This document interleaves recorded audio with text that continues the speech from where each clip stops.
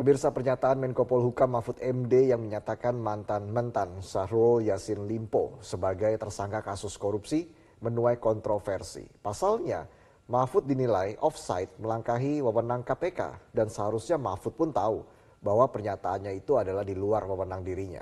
Ya, entah apa tujuan Mahfud MD, apakah ini sebagai salah satu langkah untuk meningkatkan popularitasnya. Apalagi Mahfud digadang-gadang akan menjadi bacawa pres pada Pilpres 2024 mendatang.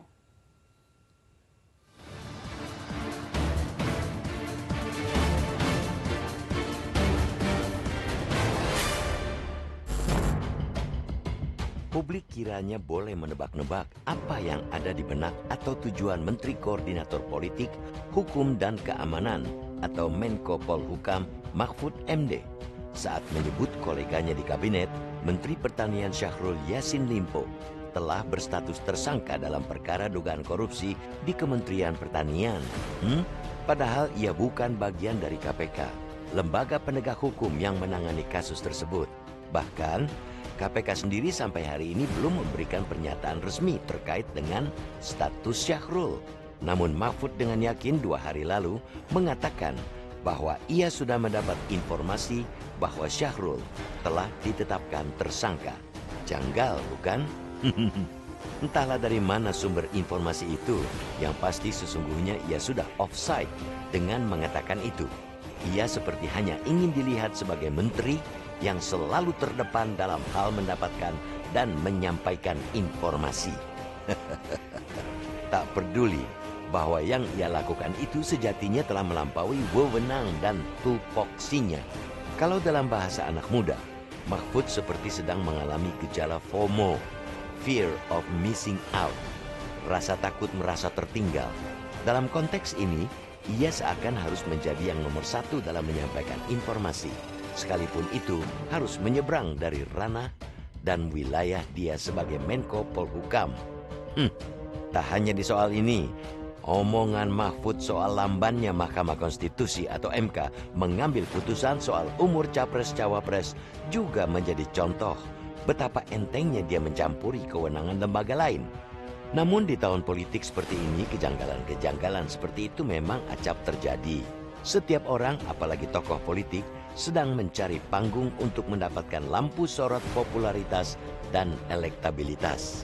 Orang-orang tak mau ketinggalan berebut lampu sorot, karena sorotan itulah yang akan mereka klaim sebagai modal politik. Pak Menteri Mahfud pun boleh jadi sedang berupaya mendapatkan cahaya lampu sorot yang maksimal ketika ia menyampaikan soal status hukum Syahrul. Bukan hal yang kebetulan, saat ini nama dia kerap disebut-sebut sebagai salah satu kandidat calon wakil presiden untuk mendampingi baca pres Ganjar Pranowo. Tak salah kiranya jika publik kemudian menduga-duga bahwa apa yang sedang dilakukan Mahfud adalah bagian permainan politik yang sedang ia gocek. Namanya juga permainan politik, tentu tujuannya untuk kepentingan politik.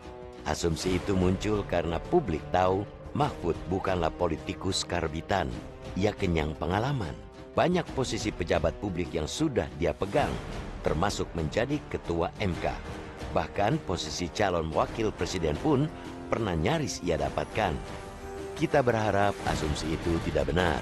Namun kalau benar, ia senyatanya sedang mendegradasikan integritasnya sendiri demi tujuan politik praktis. Mahfud dengan segala pengalaman dan keilmuannya semestinya tahu batasan-batasan tupoksi dan wewenangnya. Seharusnya ia mengerti, mendahului KPK mengumumkan tersangka dugaan korupsi adalah langkah sembrono yang tidak hanya bernuansa menekan KPK, tapi juga berpotensi mempengaruhi opini masyarakat. Jelajahi cara baru mendapatkan informasi. Download Metro TV Extend sekarang.